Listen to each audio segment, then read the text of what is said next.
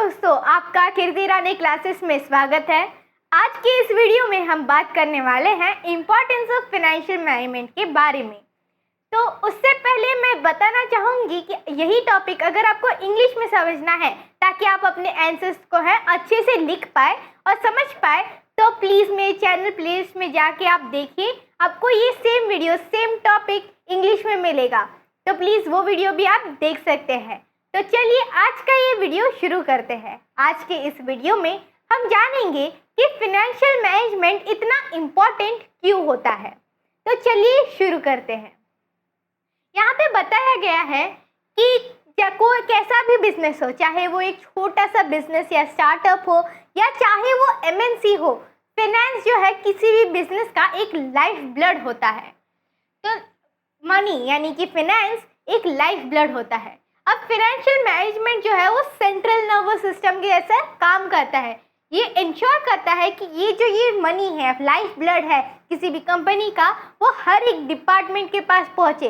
जब आपके हर एक डिपार्टमेंट के पास, हर एक प्रोजेक्ट के लिए, हर एक टीम के पास फाइनेंस होगा, तब वो अपने फुल पोटेंशियल के साथ काम करेंगे और बिजनेस को ग्रो करने में मदद करेंगे। इसीलिए फाइनेंशियल मैनेजमेंट एक सेंट्रल नर्वस सिस्टम जैसा देखा गया है और मनी जो है वो लाइफ ब्लड के जैसे देखा गया है, क्योंकि पैसों के बिना कोई भी कंपनी या बिजनेस चल ही नहीं सकती। अगर आपके पास पैसे नहीं है तो आप नहीं चला सकते।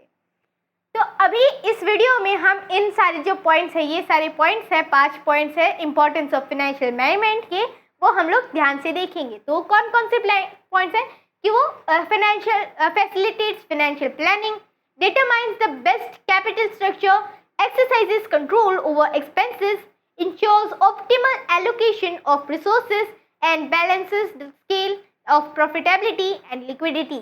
तो ये जो 5 इम्पोर्टेंस है, सेंट्रल पिलर्स है फाइनेंशियल मैनेजमेंट के, क्रूशियल पिलर्स है, इन्हें हम लोग आगे की वीडियो में एकदम डिटेल में देखेंगे। तो उससे पहले हम जब तक उन पॉइंट्स को देखिए, उससे पहले आप इस स्लाइड का स्क्रीनशॉट लीजिए ताकि आपके पास नोट्स बने रहे और आपको बाद में रेफर करने में आसानी हो। तो चलिए शुरू करते हैं सबसे पहले पॉइंट के साथ, जो कि है फैसिलिटेट्स फाइनेंशियल प्लानिंग। अब फाइनेंशियल मैनेजमेंट फाइनेंशियल प्लानिंग को करने के लिए कैसे मदद करता है वो हम लोग देखेंगे। तो कोई भी बिजनेस जो है वो गेस वर्क के ऊपर नहीं चल सकता, उसे एक प्रॉपर डिटेल प्लान चाहिए कि हमें अभी ये करना है, आगे जाके ये करना पड़ेगा, उसके लिए हमें यहाँ पे ध्यान देना है, तो ही जाके कोई भी बिजनेस या कोई भी इंसान फंक्शन कर सकता है। अगर आपके पास स्ट्रक्चर ना हो तो फिर वो फेलियर के रूप में ही चला जाता है। तो ताकि आपका बिजनेस फेल ना हो तो आपको फाइनेंशियल प्लान की ज़रूरत है कि आप अपना पैसा कहाँ पे लेकर, क्या आपको शॉर्ट टर्म के लिए कितना चाहिए जैसे कि रॉ मटेरियल्स और सैलरी हो गई, और लॉन्ग टर्म के लिए कितना पैसा चाहिए जैसे कि जो नए फैक्ट्रीज लगाने हो या टेक्नोलॉजी हो। तो फाइनेंशियल मैनेजमेंट जो है वो फाइनेंशियल रोड मैप ले करता है, एक स्ट्रक्चर ले करता है ताकि आप फ्यूचर में उस पॉइंट के ऊपर पहुंच सके। फाइनेंशियल मैनेजमेंट से हमें पता चलता है कि हमें कितनी की ज़रूरत है। हम लोग फाइनेंशियल प्लानिंग में उसके लिए एलोकेट करते हैं कि इतना हमें शॉर्ट टर्म के लिए चाहिए, इतना लॉन्ग टर्म के लिए चाहिए। इसीलिए फाइनेंशियल मैनेजमेंट जो है फाइनेंशियल प्लानिंग में मदद करता है। तो आप इस स्लाइड का स्क्रीनशॉट लीजिए ताकि हम लोग बढ़े हमारे अगले स्लाइड की ओर, हमारे second importance of financial management की ओर। तो हमारा फाइनेंशियल मैनेजमेंट का जो सेकंड इम्पोर्टेंस है वो है determining the best capital structure. अब कैपिटल स्ट्रक्चर क्या होता है? तो कैपिटल स्ट्रक्चर जो होता है वो आपके डेट और इक्विटी का जो मिश्रण होता है, कैपिटल मिक्स होता है, उसे कहते हैं कैपिटल स्ट्रक्चर। कि आपके कैपिटल में कितना परसेंट जो कैपिटल है वो आपने डेट से लिया है, लोन से लिया है या इक्विटी से लिया है, यानी कि इन्वेस्टर्स से लिया हुआ है। तो मनी को लेके आना बिजनेस में वो फ्री तो नहीं होता। आप अगर है ना गलत सोर्स चूज करते हो तो बिजनेस के लिए बहुत ही ज़्यादा नुकसानदायक हो सकता है। तो फाइनेंशियल मैनेजमेंट जो है वो ऐसा ही एक आइडियल मिक्स ढूंढता है डेट और इक्विटी के बीच में, जिससे ये हमें पता चलता है कि हम लोग है ना ज़्यादा डेट पे रिलाई ना करें ताकि हमें ज़्यादा इंटरेस्ट ना पेमेंट करना पड़े, और जो इसका जो कॉस्ट होता है कैपिटल स्ट्रक्चर मेंटेन करने का वो कम से कम बना रहे, और हमारा जो ईपीएफ, तो ये इंश्योर करता है कि कंपनी जो है वो ज़्यादा पैसे है ना लोन्स पे ना ले, डेट ना ले, ताकि है ना उससे कोई भी रिस्क क्रिएट ना हो, बर्डन क्रिएट ना हो। क्योंकि क्या होता है कि कंपनीज को है ना उस वहाँ पे जो डेट का आपने कैपिटल लिया है वो तो देना ही है, साथ में इंटरेस्ट भी देना है। तो अगर ये खर्चा ज़्यादा हो गया तो फिर वो कैपिटल लेने का कोई फ़ायदा नहीं होता। तो जो खर्चा है वो कम से कम रहे और प्रॉफिटेबिलिटी बढ़ती रहे, हमारा जो वेल्थ है वो बढ़ता रहे।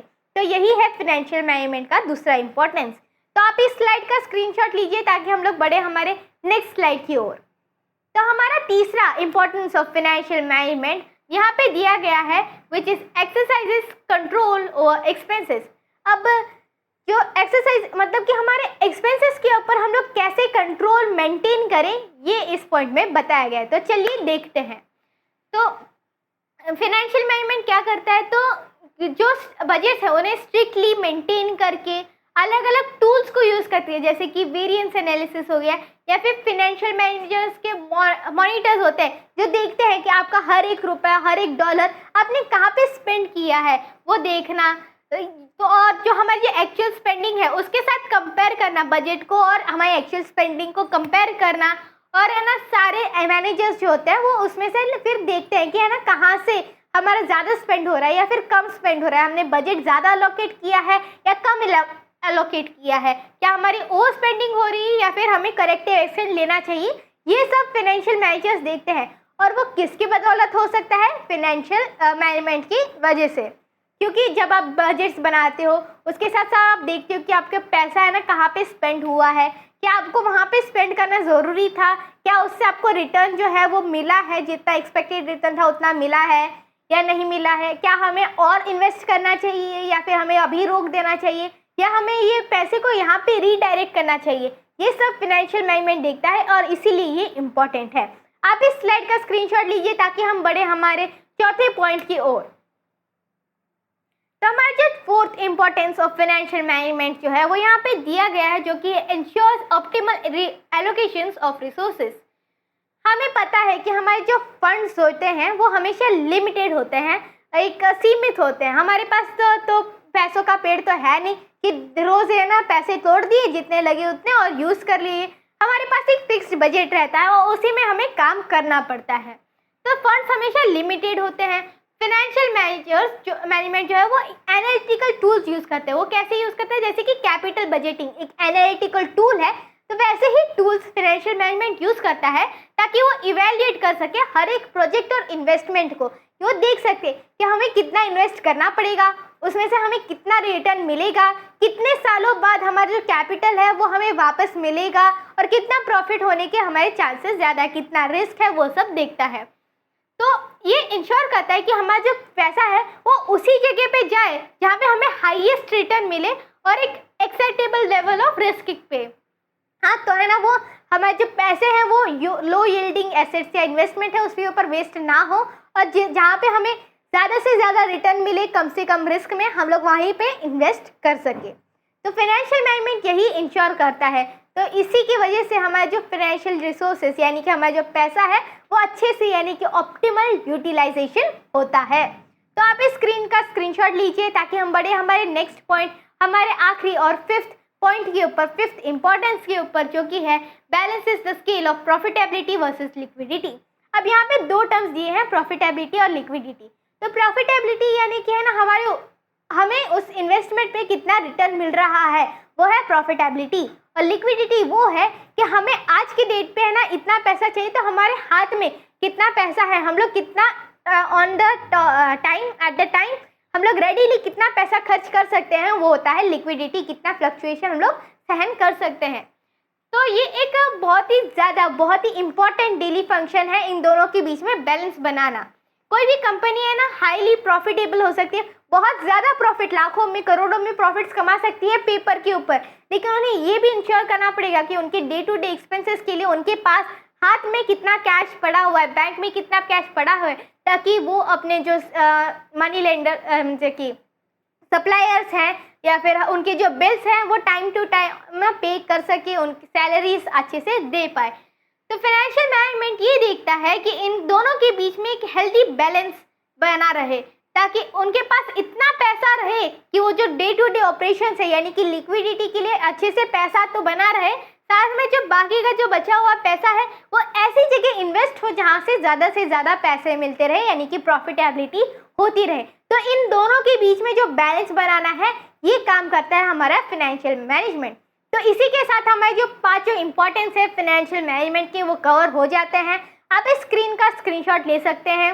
इसी के साथ हमारा जो टॉपिक है इंपॉर्टेंस ऑफ फाइनेंशियल मैनेजमेंट, वो कंप्लीट हो जाता है। और अगर आपको यही सेम टॉपिक इंग्लिश में समझना है तो आप मेरे चैनल प्लेलिस्ट में जाके देख सकते हैं। आपको ये सेम एग्जैक्ट टॉपिक इंग्लिश में समझाया हुआ मिलेगा मेरी तरफ से। इसी के साथ आज का ये वीडियो खत्म हो जाता है। अगर आपको ये वीडियो पसंद आया हो तो इस वीडियो को लाइक कीजिए, चैनल को सब्सक्राइब कीजिए ताकि आपको ऐसे ही वीडियो मिलते रहे। इस वीडियो के नीचे कमेंट कीजिए कि आपको ये वीडियो कैसा लगा और अपने दोस्तों के साथ शेयर कीजिए। Thank you.